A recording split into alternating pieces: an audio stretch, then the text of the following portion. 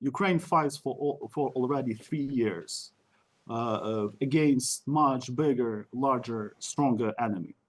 And in this sense, I believe that the Ukraine's government took the approach which is adequate. There is no clear understanding in Kyiv what kind of shape of the Ukraine's contribution would be to those negotiations. So there is some kind of, uncertainty with regards to the upcoming meeting announced by President Trump. We've also got the meeting that's been called tomorrow, the so-called Weimar Plus meeting involving the United Kingdom at the behest of the French president. Do you think that could change the outcome of what happens now to Ukraine?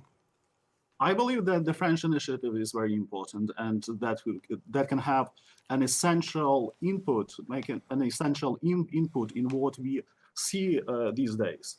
I almost agree with everything that advisor McMaster said, answering your questions with regards to the tactics of President Trump and his team. The recent events, recent statements in Munich and other events related to that have caused mixed feelings in Ukraine. I believe that this is important to clarify in our conversation, as well. On one hand, conflicting signals from Washington have raised anxiety, concerns, and uncertainty in Ukraine, and this is very clear. Some view that the speech of the United States Vice President Vance was arrogant and even ridiculous.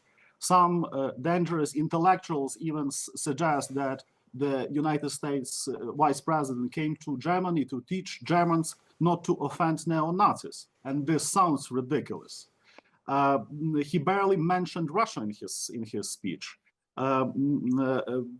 Meanwhile, the newly appointed United States Secretary of Defense called Ukraine's NATO membership perspective unrealistic. And could this be a concession to Russia even before the negotiations begin? And this question is very fair and natural.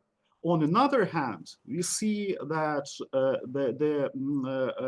we have heard firm commitments from Washington and from European capitals to supporting and defending Ukraine's sovereignty. And this reassurance is essential, it's vital for Ukraine, and it gives hope. We have also seen a new level of solidarity within the European Union, and the French initiative corresponds to that. It proves that there is a new solidarity within the European Union. And from Kyiv, London's leadership also looks important and signals, an additional sense of hope. So here I would also agree with what advisor McMaster said, that the crisis we see today may give us, an opportunity to get more than we expect today. Do you accept the criticism of the Ukraine government for not having full compulsory mobilization, which, some Americans are pointing to as a sign that even Ukraine is not committed to its own defense? Let me be frank. This is a very painful, difficult question, which requires very thoughtful approach from the Ukrainian government.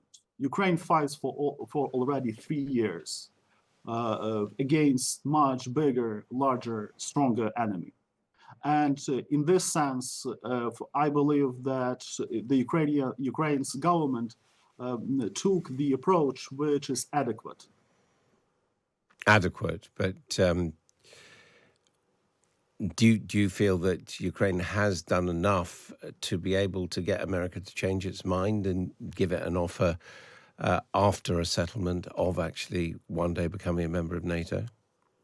In my opinion, Ukraine's heroic fight against the enemy, against the Russian aggressor, gave the United States and Europe already 3 years to be prepared for the war with the Russian threat. And I believe that this time was enough to get mobilized within the West.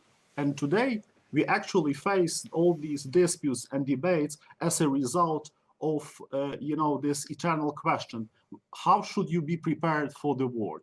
And the answer is very difficult, since we also see that the West is far from being mobilized and is far from being ready to accept the new reality which is being imposed by Russia and China and others, who belong to the axis of evil. The reality of war, the reality that Ukraine's defeat would definitely, certainly mean the defeat of the West.